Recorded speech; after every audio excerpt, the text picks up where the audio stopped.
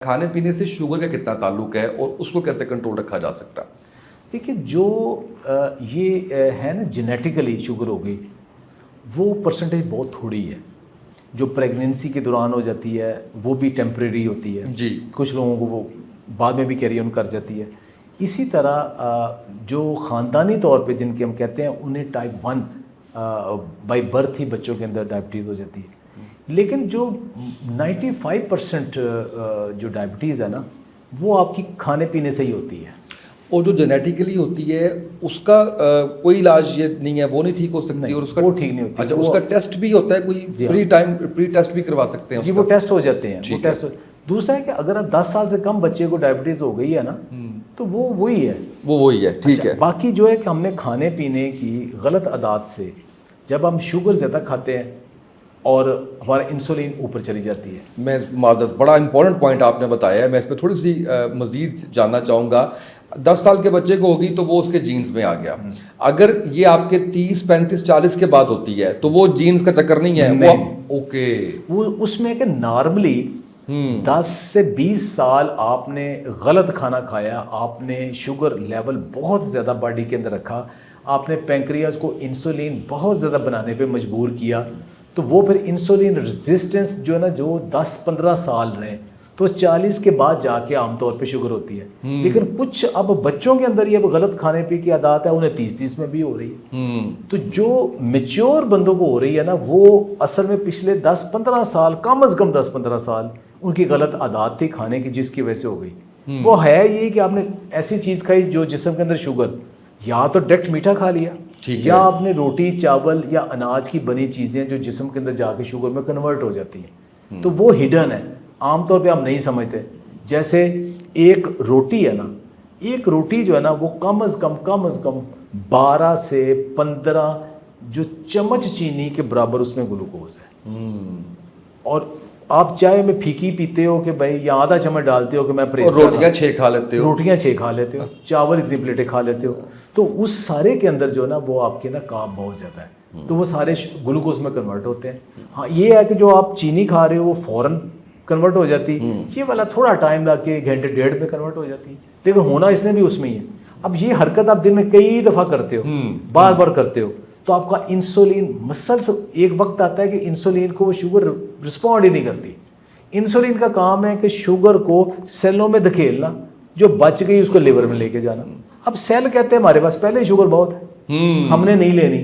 अब इंसुलिन जोर लगा रही कि लो, वो लेते नहीं, इसी को इंसुलिन रेजिस्टेंस कहते हैं। अब जो इंसुलिन रेजिस्टेंस जब बहुत लंबी चलती है तो फिर वो आ जाती है। और इसका इलाज भी ये है कि शुगर खानी बंद कर दो, कार्ब खानी बंद कर दो, इंसुलिन की ज़रूरत ही कम पड़ेगी, तो आहिस्ता आहिस्ता आपकी बॉडी बेहतर होना चाहिए। वैसे डॉक्टर साहब, क्या रिकमेंडेड है कि आप एक दिन में आपको रोटी कितनी इस्तेमाल करनी चाहिए? एक हफ्ते में चावल कितने आपको इस्तेमाल करने चाहिए? आपको 24 घंटे में एक दफ़ा रोटी खानी चाहिए। एक रोटी एक दफ़ा खानी चाहिए। सुबह आपने, जो मैं डाइट प्लान सबको देता हूँ यही है कि सुबह आप खाली ऑमलेट खाएं, सिर्फ ऑमलेट खाएं, सिर्फ ऑमलेट का नाश्ता करें, लेकिन उसको कुकिंग ऑयल यूज़ ना करें।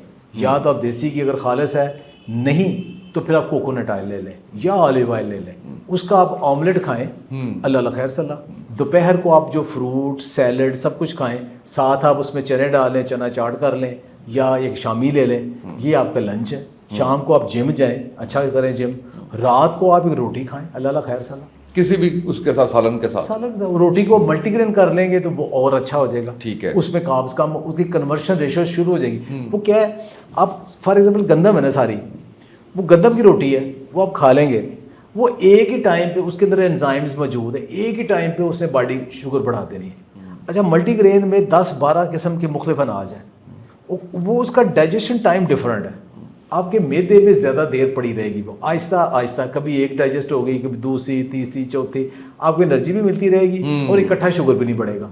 तो मल्टीग्रेन का फ़ायदा यही है, बिल्कुल सही, कि इकट्ठा ही सारा कुछ आपको ब्लड शुगर राइज नहीं कर जाता, टोटल कार्ब उतने ही होते हैं उसमें भी। मैं समझ गया। उसका फ़ायदा ये होता है। और वो जो चीट डे कहते हैं उसमें कुछ भी खा लें?